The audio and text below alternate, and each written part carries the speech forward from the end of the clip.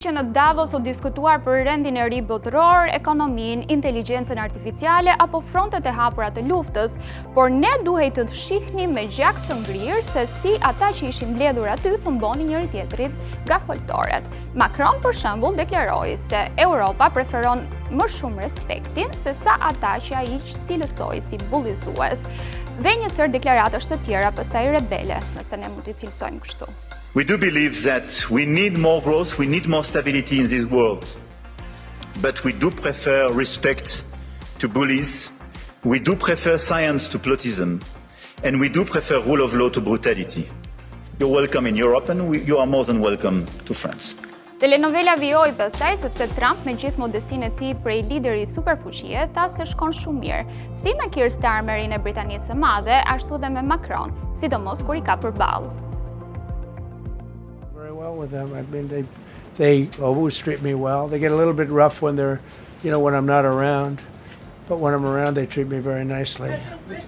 And I like both of them. They're both liberal.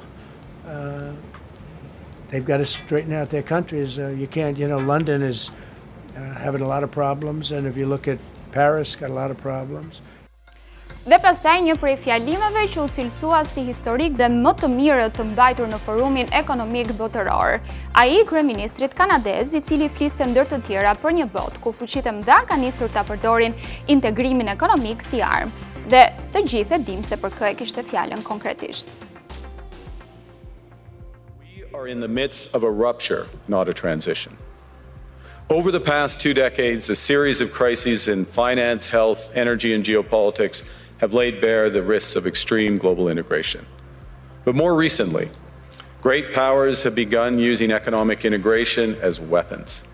Tariffs as leverage, financial infrastructure as coercion, supply chains as vulnerabilities to be exploited. You cannot live within the lie of mutual benefit through integration when integration becomes the source of your subordination. Kthehemi pak te çështja e Groenlandës, që sigurisht ishte edhe një nga arsyet e tensionit që ndihej në ajër në Davos.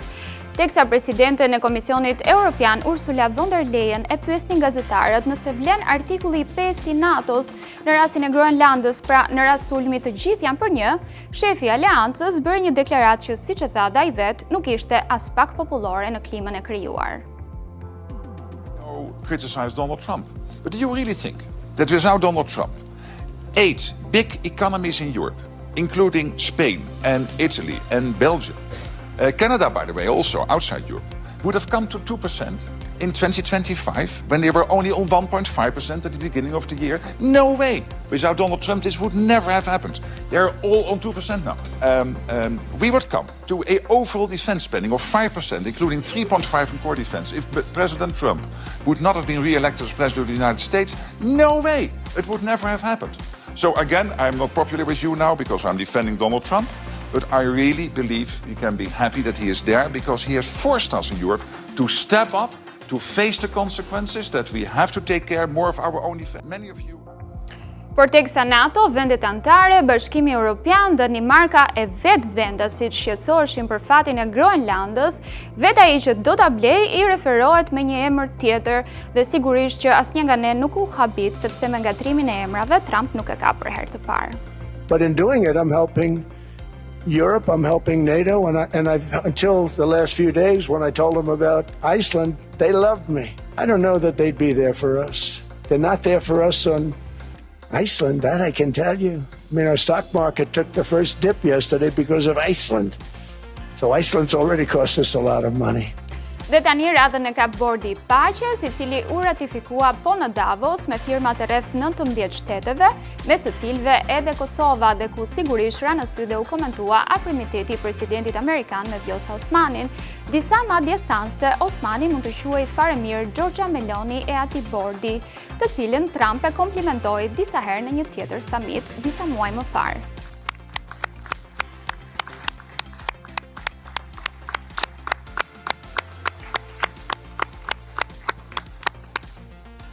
Congratulations.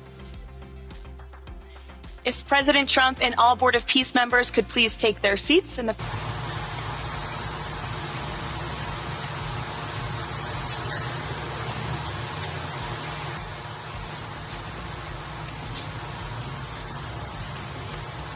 United States of America, Donald J. Trump.